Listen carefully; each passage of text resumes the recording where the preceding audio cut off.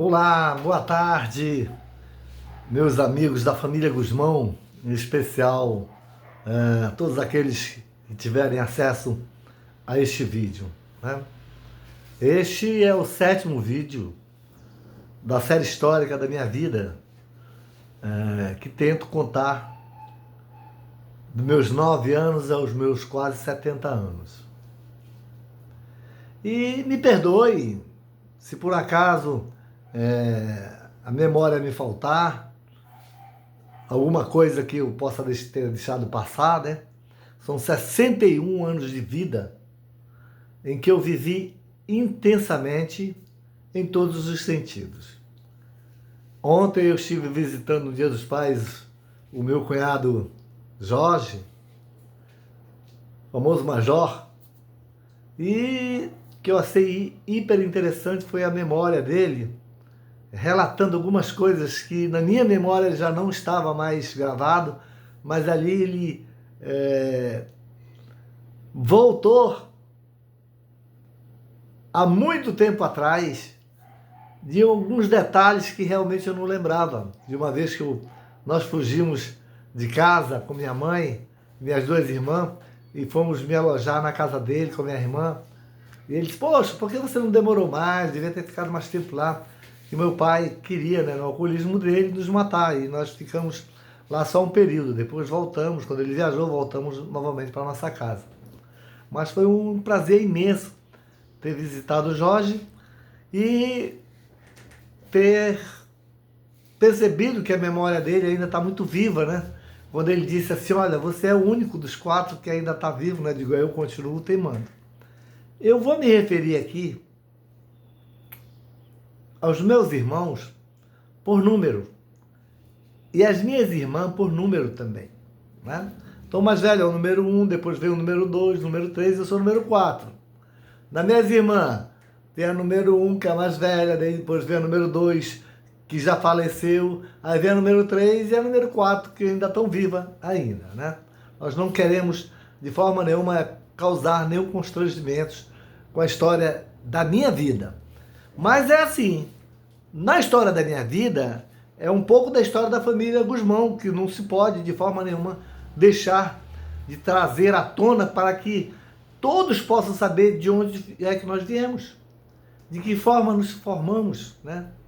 Essa família maravilhosa que é a família Guzmão, uma família muito complicada, mas uma família guerreira, como era nossa mãe, como foi, apesar do alcoolismo do meu pai, tudo começou ali, entre meu pai e minha mãe. Mas eu quero fazer uma pequena observação. E essa observação eu quero que cada um, quando me encontrar no meio da rua, me olhe nos olhos. E se tiver alguma coisa que me perguntar, que me pergunte. Que eu não vou ter nenhuma dúvida em responder. Quando meu pai trouxe nós todos para morarmos lá na Glória, trouxe seus 8 filhos e ficou lá no interior, nós éramos uma família muito unida, nós irmãos. Sempre fomos respeitosos com os mais velhos. Nos homens, liderava o número 1. E o que o número 1 falasse ali pra gente era lei. Nas mulheres, até hoje, a número 1 continua mandando. E aí já manda em todas as irmãs e manda no único irmão homem que sou eu, o número 4. Mas nós éramos extremamente apegados. Aquela família que vem do interior, com todas as dificuldades, apesar de meu pai ser um grande comerciante, mas nós éramos muito apegados. O número 1 se destacava pela inteligência que tinha. Tanto é que foi o primeiro bancário, foi o único cara que houve uma transação entre bancos de compras, né, de passe de um funcionário de um banco para o outro. Aí o número 2, seguindo passos do número 1, também foi para para o banco, né? O número 3 já procurou trabalhar numa corretora de seguro, uma corretora de câmbio. E o número 4 era eu, o cara que ia ser o cara da família depois. Sabe por quê que eu digo isso? Pelo simples fato de que quando me houve oportunidade de abrir para o mundo dos negócios, para mim não tinha limite. Tanto é que eu digo assim que hoje meus filhos, todos os outros componentes da família, não viveram intensamente como eu vivi até os meus 38 anos, quando eu eliminei a bebida e o cigarro da minha vida. Então, até 38 anos, eu fiz tudo, inclusive tive à beira da morte. Mas a morte não me quis, e aí eu falei, não, vou parar aqui para que eu possa viver mais um pouco. E aí, né, até o dia que Deus quiser me levar. Mas um fato muito importante, esse eu quero que todos, quando me encontrarem por aí, perguntem, mas tio, é verdade? É, sim, é verdade. Nós éramos os irmãos, principalmente os homens, né, aonde o número 1, que era o nosso líder, extremamente inteligente, nos passavam todas as informações. Mas quando chegou na questão do alcoolismo do meu pai ficar mais acentuado, eles começaram a fugir. E aí começaram a fugir, eu falo da seguinte forma. Começaram a casar antecipadamente para sair daquele ambiente hostil que era da minha família, que era da nossa família. Então casou o número 1 dos homens, casou o número 2 das mulheres, depois casou o número 2 das mulheres, depois casou o número 2 dos homens, né? Depois o número 3 não casou, que eu saiba, morreu solteiro, né? E a número 3 e a número 4 das mulheres, todas as duas casaram. E o quarto casou, com um cerimonial muito lindo, muito bonito. Mas uma coisa que chamou muita atenção em relação à nossa família foi que, após a entrada dessas pessoas com qual os masculinos e os femininos se casaram, passou-se a ter um tipo de convivência aonde a fofoca do leve trás nos jogava um contra os outros. Principalmente a do número 1 com o do número 3 dos homens, né? Viviam num antro de fofoca, jogando, nos desestabilizando entre irmãos. Primeiro, pela uma ciumeira de que eu, o mais jovem, era a pessoa que eu posso dizer, posso afirmar, era a pessoa que economicamente vivia melhor. Por quê? Porque eu era uma pessoa que, com o instinto de uma pessoa de negócios, facilmente passava a ganhar dinheiro. Agora eu quero que vocês me respondam, e aí eu vou anexar neste vídeo, né, a minha promoção como despachante aduaneiro se deu no dia 8 de março de 1993. E lá, no dia 13 de agosto do mesmo ano, eu fundei a firma Ode Nazaré Oliveira Guzmão, a firma do qual eu trabalhava como despachante. Agora me diz o seguinte: o número 1, quando montou o seu negócio, eu fui ser empregado do número 1.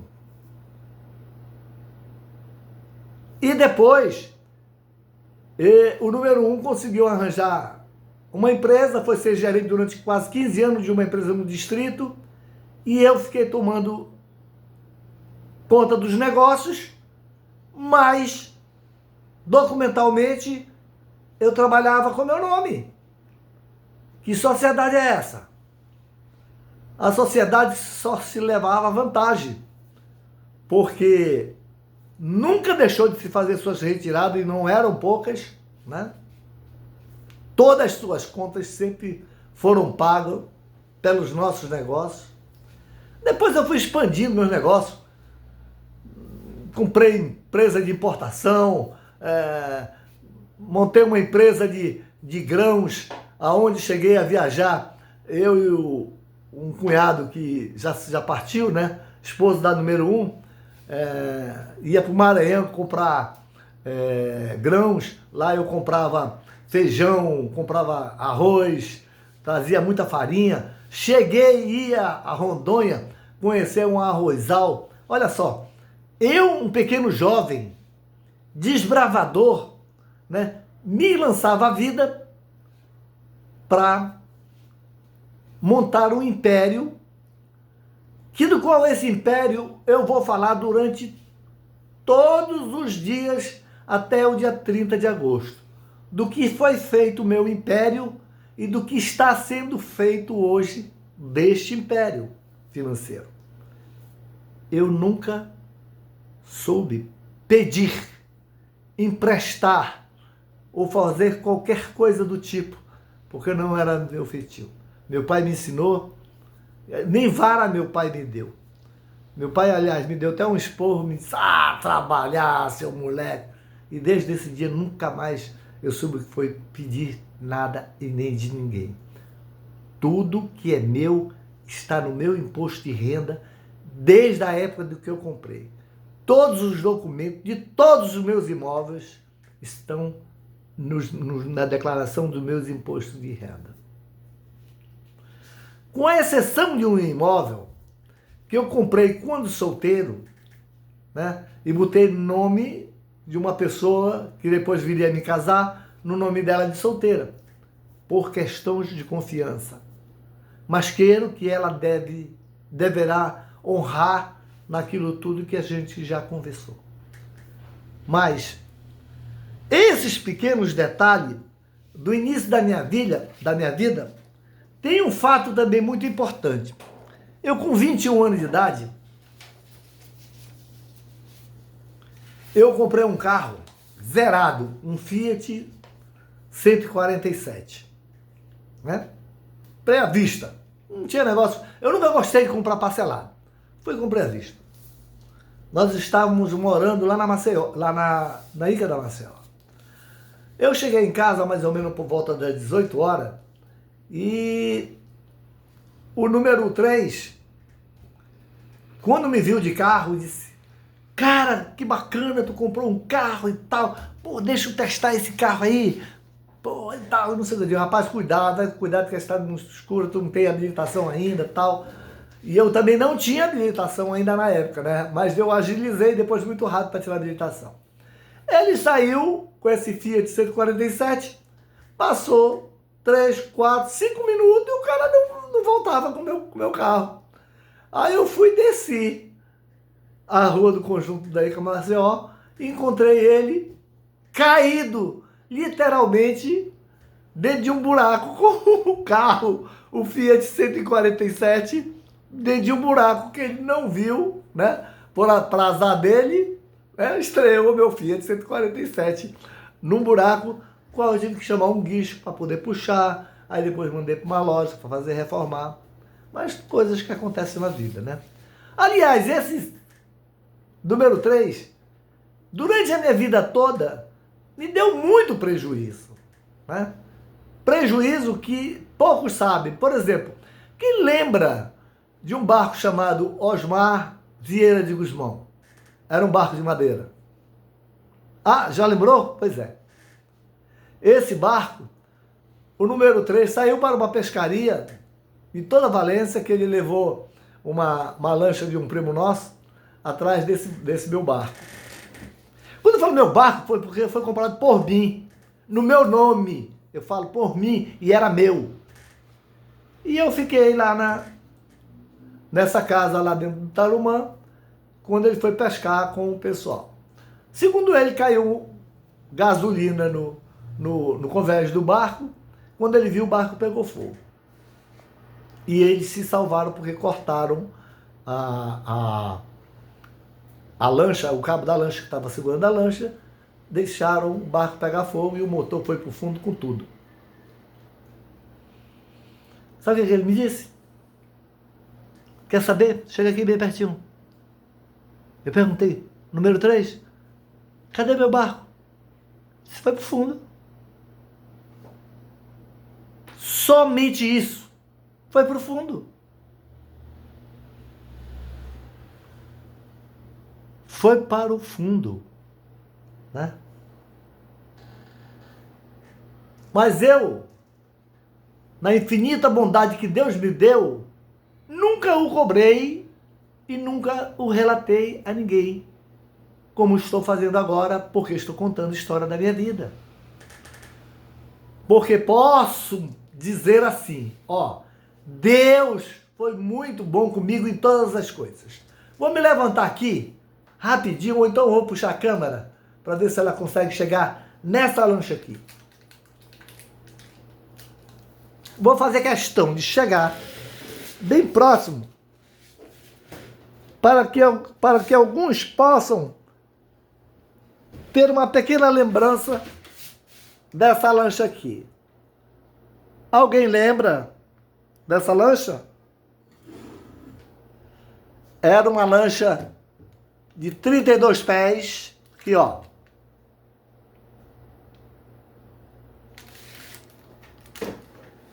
Fruto do meu trabalho, vou repor novamente a câmera aqui. Fruto do meu trabalho, fruto do meu sacrifício, fruto daquilo tudo que eu produzia. E isso incomodava muito as esposas do número 1, do número 2, do número 3. As meninas nunca ouvi falar, mas incomodava muito. Por que que eu tinha muito e os outros não tinham?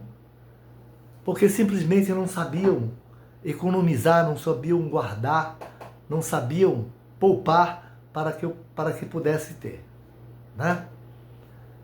Então, esse fato do Fiat 147 foi só para também lembrar que com este mesmo carro eu fui até Manicoré com meu pai.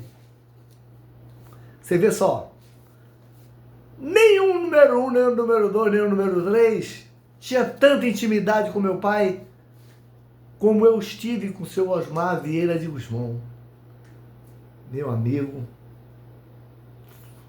amor de minha vida,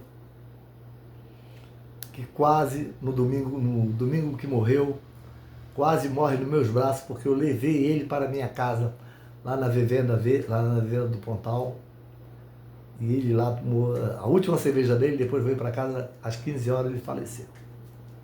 Né? E ontem era Dia dos Pais, e deu uma saudade muito grande do meu querido pai. Bom, nós já chegamos aqui até os 21 anos de idade, de 61, que ainda temos que contar. Mas hoje, neste vídeo, o fato que eu pontuo foi esse, de que éramos uma família muito unida, uma família vinda do interior, mas que infelizmente, com acesso das pessoas que não conheciam, começavam a fazer um vai e vem de ciumeira, tentando jogar um contra o outro. Conseguiram. Parabéns a vocês que conseguiram. Mas ainda estamos aqui na Terra ainda. Eu ainda haverei de ver que essa história que eu estou contando, e que todos aqueles que passarem a ter conhecimento possam, quando me encontrar no meio da rua, me indagar alguma dúvida sobre tudo aquilo que eu estou colocando aqui. Se dos 61 anos que eu vou contar, eu ainda estou no 21 anos de idade, ainda tem muita coisa para rolar debaixo dessa ponte, tá bom? Este vídeo, ele não é para criticar ou para elogiar quem quer que seja. É para mostrar a verdade para que outros pais, mesmo aqueles que estão dentro da nossa família, possam ter conhecimento de que você, quando é jovem, você tem que prevenir a sua velhice. Não cometam